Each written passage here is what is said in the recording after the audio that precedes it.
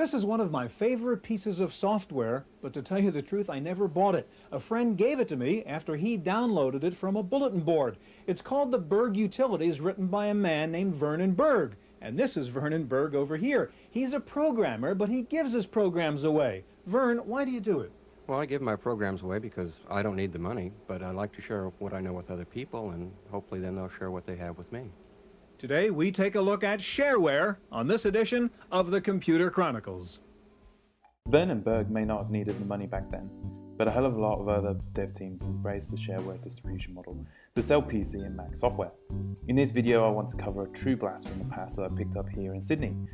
These are nice examples of commercially packaged software that were sold for $5 a piece, published in this case by Wiz Technologies Incorporated. Maybe you might have bought similar shareware disks back then too. Now, I came across an online ad selling a handful of old shareware software still in its original packaging.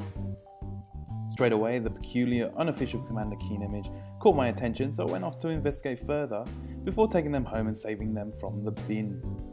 I reckon that these games would have blown old Vernon's mustache right off. Stay tuned then as I investigate Wiz Tech a little more before installing a few of the disks.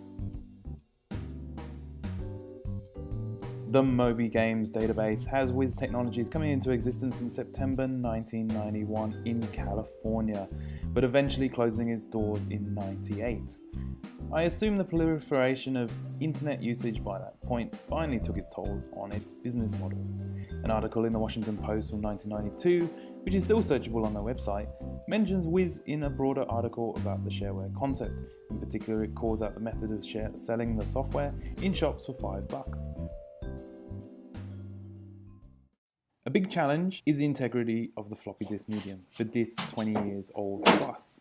Some floppies seem to hold up better than others, but let's try to install a few. My first test machine is my Windows 98 Pentium 3, and straight away I get a runtime error when attempting to run the Wiz executable. No dice in MS-DOS mode either. Not sure why, so I set up the next easiest machine, my 486 laptop running Windows 95. The only downside though, this one doesn't have a sound card. Oh well, let's just find some action-packed, YouTube-friendly music that fits the mood instead.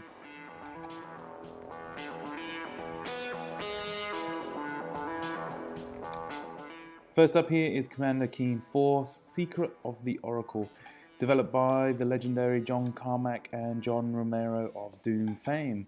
This one was originally released in December 15th, 1991.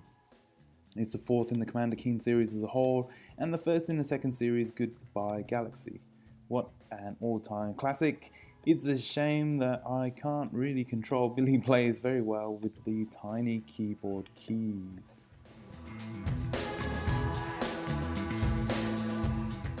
Up next and working well, apart from some graphical glitching, is Jackrabbit. I'd actually never heard of this game or played it before last year, but it has a godlike status amongst the retro computing community.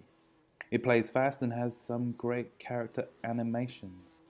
It also has some fun attitude, but on this laptop there are some graphical artifacts, likely due to the machine's basic video card rather than the shareware itself.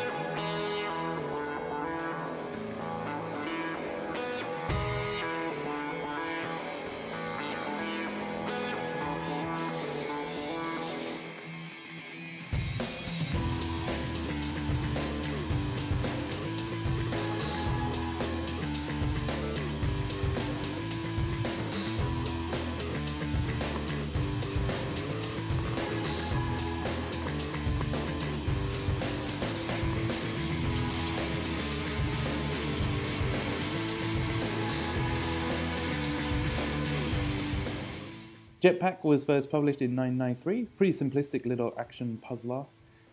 The aim is to pick up these green items, whatever they are, on the pedestals whilst avoiding the robots and other items of violence. The use of the jetpack allows quick movement around the level to avoid bad guys, but you have to watch out that your fuel doesn't run out.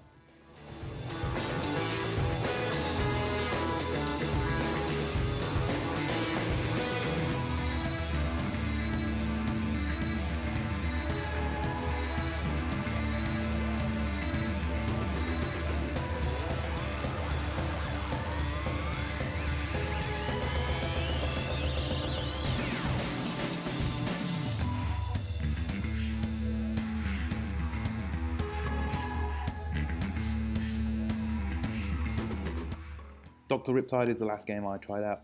Apparently it was released in 1994 and is set in the Great Barrier Reef of Australia, so close to home. We have to stop the naughty doctor from turning all of the world's marine life into high protein slurry. Pretty cool little shooter where you have to keep an eye on your air supply and also your shields. To distinguish this from other similar games, you can switch between your main sub and the mini one to get into smaller spaces. Looks pretty good, graphics not too bad, so overall not a bad game to finish off on.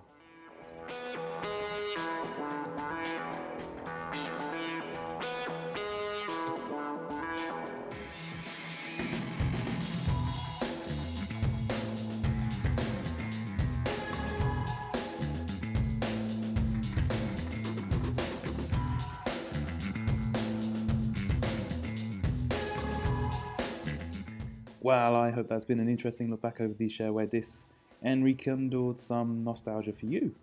There was so much of it available back then. What was your favourite program? Tell me in the comments. If you enjoyed this video, then please consider subscribing or giving this video a like. Check out my other videos on my channel page that are similar to this one. As always, thanks again and see you around.